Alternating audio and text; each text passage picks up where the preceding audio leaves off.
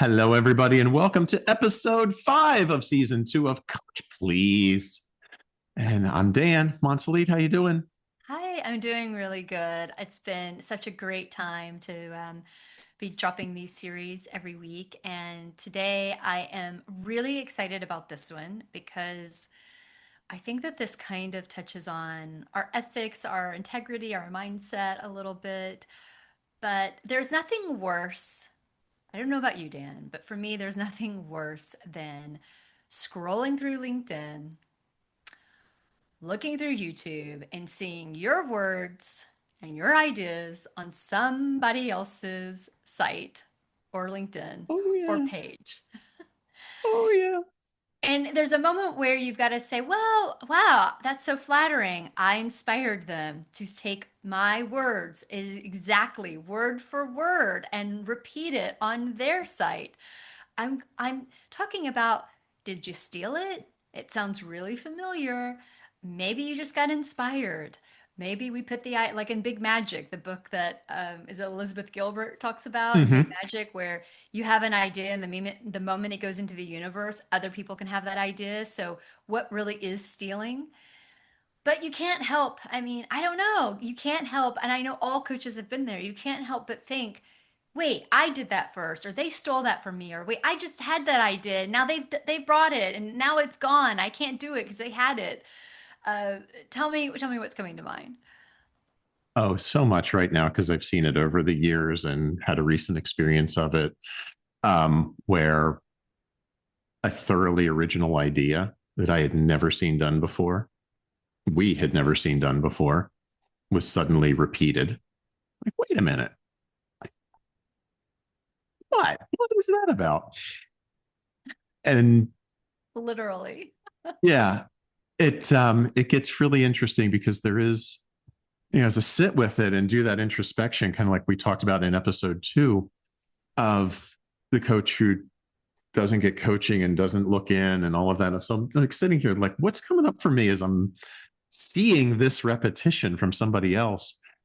And the first thing is like, okay, so being semi-sarcastic, parody is flattery. Co- Copying is flattery. So okay, so someone else saw the value of the idea. Um, and then the Elizabeth Gilbert angle brought something new to me that I love the way she talks about ideas as sentient beings, and they come to those who are most likely and most gifted to bring them into the world. And if we don't bring them into the world, they'll go find somebody else. And that's why we have so many similar ideas. And like, wait, that person did what I was thinking about doing. And the distinction there is if I didn't do it, the idea went somewhere else, which she Yeah. talks about in the book of when she was on the tour for Eat, Pray, Love. People would come up to her and say, you wrote my book, but mine took place here and the characters were that. And she's like, well, you didn't write it. I did. And that's how Mhm. it came to me. And then she would look at other writers who wrote, she's like, I had that idea. How dare they write it? But oh, it's the same process.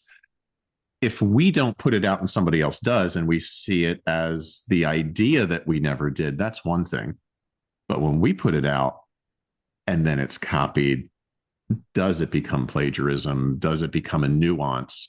It's one thing to nuance an idea forward and take it to the next level. It's different when it's exactly the same idea done by somebody else. Yeah, I remember growing up and it was like steal from the best, but make it your own. And I think where Mm-hmm. I get sort of I don't want to say upset, but where I get sort of disenchanted is when you've stolen the idea, but you didn't make it your own. You just kept the idea that was stolen and you did nothing with it. And that I lose respect for people that do that. I get it. I steal all the time. We all steal, but like make it yours somehow so that it is different. And I think that that is also something to that I take into account when I see those things. But like you were saying about Elizabeth Gilbert and ideas, it makes me think about, the games when you play as a kid, like, okay, every time you see a certain type of car, you do this. And then before you know it, that's all the cars you see, right? Because you have this idea that you've brought to the surface and now you see it everywhere around you. So there's also the idea that maybe we had an idea and we did it, but subconsciously somebody else never saw our idea, but somehow they latched on to that same idea and did it too, right? Mm-hmm. And Yeah, it is tricky. It's tricky too. I used to feel like I had to be the first to do everything. If I wasn't the first to do it, then I was stealing from somebody else, and so I was always in this race. And now I'm like, I don't really care if I'm the first because there's always somebody that's the first. There was a Hmm? first before I was the first, probably. Yeah, and there's a reality too. There is nothing new under the sun. Everything, all the stories have been told. Now it's just telling them differently. And as we think about this field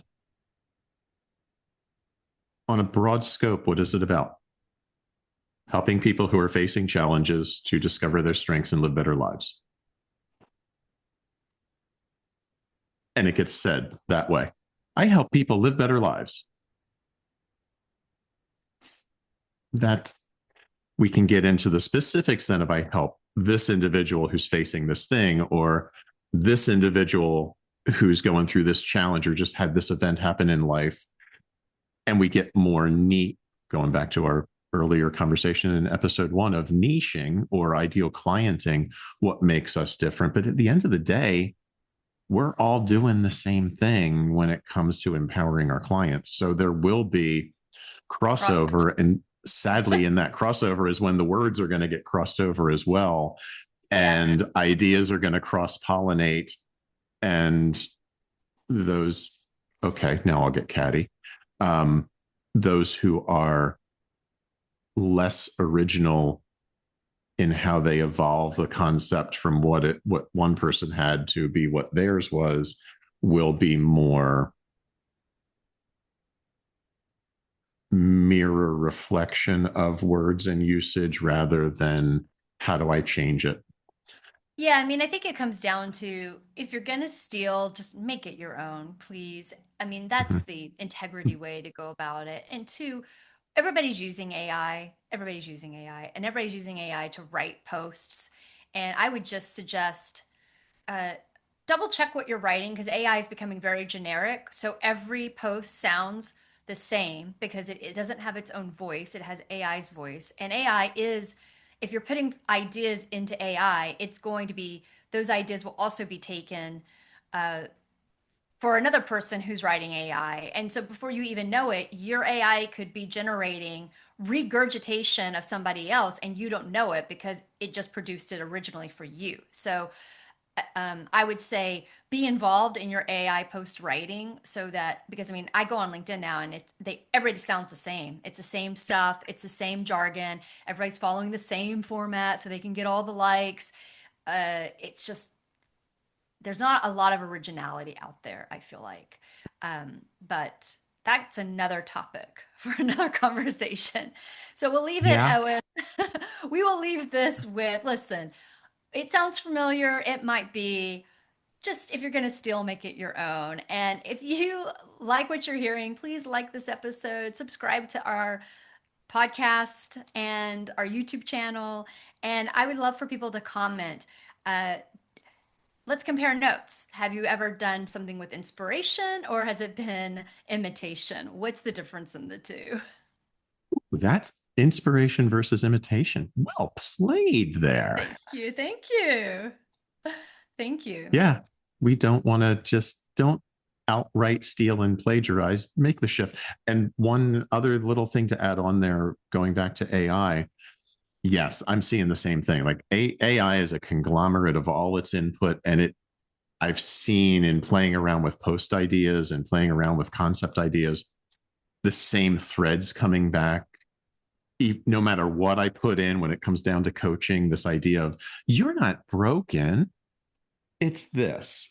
And doesn't matter what I put in as different inputs, or if I'm helping somebody, that same thread comes back because that's what the AI generation has become. Of it's all these inputs. It's this mass conglomeration that comes down to broad strokes. What are we helping people do? And then maybe the other side of it is keywords for being searchable and being located, that maybe those keywords stay the same so that things can be found. And that also then looks like a bit of parroting, going back to, what did we call that in season 1? Um, It was the active listening thing of parrot Oh, phrasing. paraphrasing Parrot. versus parroting. Yeah. And so maybe in working into SEO and other things to get noticed, there's words that repeat, but bring your originality to a concept when you see it.